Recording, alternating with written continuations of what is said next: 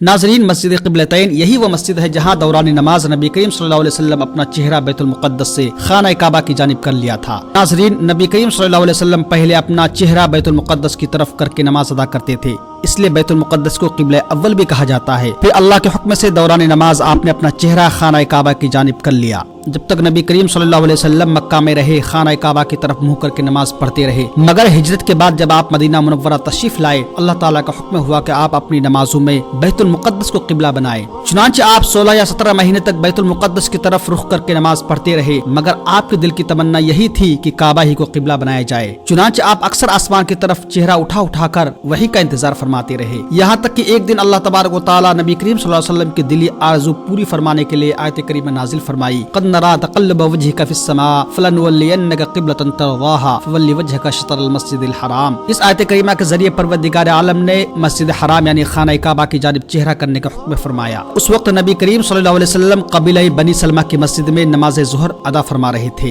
हालत नमाज ही में वही नाजिल हुई और नमाज ही में आपने बैतुल मुक़द्दस से मुड़कर खाना काबा की तरफ अपना चेहरा कर लिया। तमाम मुक़्तदियों ने भी आपकी पैरवी की। जहाँ ये वाक़या पेश आया उस मस्जिद को मस्जिद क़िबलतैन कहते हैं और आज भी ये तारीखी मस्जिद ज़ियारतगाह खास व आम है जो शहर मदीना से तकरीबन 2 किलोमीटर की दूरी पर है। बैतुल मुक़द्दस से खाना काबा की जानिब चेहरा फेरने को तहवील क़िबला कहते हैं और तहवील क़िबला से यहूदियों को बड़ी तकलीफ हुई। जब तक नबी करीम सल्लल्लाहु अलैहि वसल्लम बैतुल मुक़द्दस की तरफ रुख करके नमाज पढ़ते रहे, यहूदी बहुत खुश थे और फख्र के साथ कहा करते कि मोहम्मद सल्लल्लाहु अलैहि वसल्लम भी हमारे ही क़िबला की तरफ रुख करके इबादत करते हैं। मगर जब क़िबला बदल गया तो यहूदी इस कदर नाराज हो गए कि वो ताना देने लगे कि मोहम्मद सल्लल्लाहु अलैहि वसल्लम चूंकि हर बात में हम लोगों की मुखालिफत करते हैं, इसलिए उन्होंने सिर्फ हमारी मुखालिफत में क़िबला बदल दिया है। इसी तरीके से मुनाफिकीन का एक गिरोह भी नबी करीम सल्लल्लाहु अलैहि वसल्लम पर एतराज करने लगे, जिसके जवाब में परवरदिगार आलम ने कुरान करीम की दुआ करीम नाजिल फरमाई,